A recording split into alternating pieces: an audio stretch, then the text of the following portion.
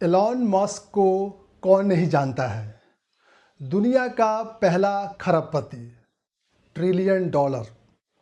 ये इतना बड़ा अमाउंट है कि आप इसका हिसाब किताब करना ही भूल जाएंगे। हाल फिलहाल उन्होंने एक आईपीओ लॉन्च किया था और ये आईपीओ एकदम हिट रहा, सुपर हिट रहा। लोगों ने 4 गुना इसको सब्सक्राइब किया था। लेकिन क्या आप जानते हैं कि स्पेस एक्स बहुत सारे देश के जो जीडीपी है, पूरी की पूरी देश के जीडीपी से भी बड़ी है। नमस्कार दोस्तों, आज हम बात करने वाले हैं दुनिया के सबसे अमीर शख्स एलॉन मस्क की कंपनी स्पेस एक्स के बारे में। ये आईपीओ पूरी दुनिया में हिट रही। आज इसकी मार्केट वैल्यूएशन 1.75 ट्रिलियन डॉलर है, यानी खरब में। आप इसका हिसाब किताब लगा ही नहीं पाएंगे। मैं भी नहीं लगा पा रहा था। इसको आसानी से समझाने के लिए हम एग्जाम्पल लेते हैं एक देश का और एक कंपनी का। 2026-27 में इंडिया की जो बजट है, टोटल बजट, वो 53,000 अरब रुपए थी, पूरा बजट। स्पेस एक्स की मार्केट वैल्यू 1,67,000 अरब रुपए।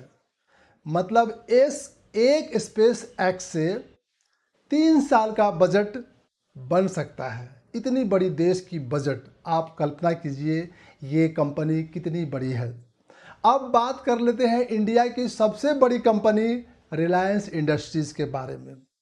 रिलायंस इंडस्ट्रीज़ की मार्केट वैल्यू 18 लाख करोड़ है और स्पेस एक्स की मार्केट वैल्यू 167 लाख करोड़ है।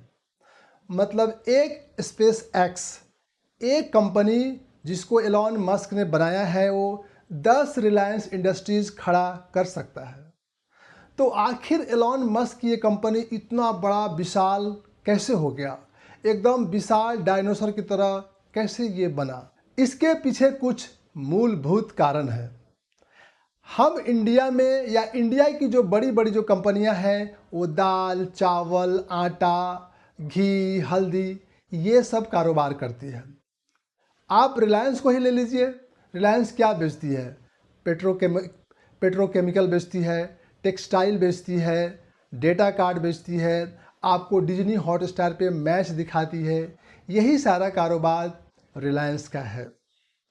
स्पेस एक्स वो काम करती है, ऐसी टेक्नोलॉजी की डेवलप करती है, ऐसी इनोवेशन करती है जो आज तक आप सिर्फ कहानियों में पढ़ा होगा, सिर्फ आप फिल्मों में ही देखते होंगे। आम इंसान की कल्पना से भी दूर की बात, सोच, एक ऐसी सोच पे काम करती है जो मानव समाज सोच ही नहीं पाता है। ये काम करती है एलॉन मस्क की कंपनी, इसीलिए वो इतना विशाल बन चुकी है। एलॉन मस्क की सोच इतनी दूर की है, आगे हम वीडियो में बात करेंगे। आपके लिए और मेरे लिए मंगल एक ग्रह है। हम इस ग्रह को ठीक करने के लिए पंडित के पास जाते हैं, रत्न पहनते हैं, अंगूठी पहनते हैं। लेकिन एलॉन मस्क सीधे मंगल ग्रह पे मानव बस्ती बसाने की सोच रहे हैं। चंद्रमा मामा पे कॉलोनी बसाने की बात कर रहे हैं। लोगों को स्पेस सैर कराते हैं। ये खास काम है जो इंडियन कंपनियों के लिए या इंडिया के लिए तो बहुत दूर की बात है। अब बात कर लेते हैं कि स्पेस एक्स का बिजनेस मॉडल क्या है, क्या काम करती है स्पेस एक्स। देखिए, स्पेस एक्स के मुख्य 4-5 बिजनेस सेगमेंट है। सबसे पहला है स्टारलिंक। क्या आप कभी कल्पना कर सकते हैं, बिना मोबाइल टावर के, बिना सिम कार्ड के, बिना नेटवर्क के आप इंटरनेट चला सकते हैं? जी हाँ, एलॉन मस्क की स्टारलिंक लोगों को सीधे सैटेलाइट के माध्यम से, स्पेस में उनका सैटेलाइट है, आप सीधे सैटेलाइट से इंटरनेट का इस्तेमाल कीजिए। इंटरनेट की पहुंच और इंटरनेट की जो स्पीड में एलॉन मस्क ने क्रांति ला दिया है। एक तरह से ये क्रांति है। अब आप इंटरनेट जंगल, समुंदर, वीरान जगह जहाँ पे मोबाइल टावर है ही नहीं, वहाँ भी आप इस्तेमाल कर सकते हैं। इस बिजनेस सेगमेंट से एलॉन मस्क की जो कंपनी है स्पेस एक्स, उसका 50% इनकम आती है, उसको मिलती है, आय का ये सोर्स है। अब बात करते हैं दूसरा सेगमेंट जिसको कहा जाता है रॉकेट लॉन्च सर्विस। दुनिया में पहली बार जो रॉकेट एक बार लॉन्च हुआ उसको दोबारा इस्तेमाल करने वाला कोई देश नहीं है, इवन नासा भी नहीं है, इंडिया भी नहीं है, ये कंपनी है स्पेस एक्स। स्पेस एक्स ने ऐसी टेक्नोलॉजी निकाली है जो एक बार आपने रॉकेट यूज किया, लॉन्च किया, आप उसको बार बार इस्तेमाल कर सकते हैं। आप लोगों ने सुना ही होगा स्टारशिप, फैल्कॉन 9, फैल्कॉन हैवी, ये ऐसे शक्तिशाली रॉकेट है जिसके माध्यम से एलॉन मस्क मंगल ग्रह पे लोगों को भेजना चाह रहे हैं। ये इनकी कंपनी की ताकत है। इस सेगमेंट से 20 से 30% इनकम आय अर्जन करती है स्पेस एक्स। अब बात करते हैं तीसरा सेगमेंट है आपका star shield defence service. Elon Musk ने बहुत सारे सैटेलाइट लॉन्च कर रखा है। उस सैटेलाइट के माध्यम से वो देशों को मिलिट्री इंटेलिजेंस, खुफिया जानकारी प्रदान करते हैं, डिफेंस सर्विस देते हैं। इससे भी आय मोटा मोटी 5 से 10% कंपनी को होती है। चौथा सेगमेंट है एआई और डेटा सेंटर। पूरी दुनिया में एआई का एक खुमार छाया हुआ है, हर जगह एआई छाया हुआ है। जैसे आप चैट जीपीटी यूज करते हैं, उसी तरीके से एलॉन मस्क की अपना टूल है जिसका नाम है ग्रोक। आप ग्रोक का भी इस्तेमाल करके देख सकते हैं। डेटा सेंटर पूरी दुनिया में एलॉन मस्क ने बना रखा है। एक और बिजनेस सेगमेंट है जिसका नाम है स्पेस प्रोग्राम, मंगल मिशन, मार्स मिशन, ये सारे बहुत ही महत्वाकांक्षी प्रोग्राम है।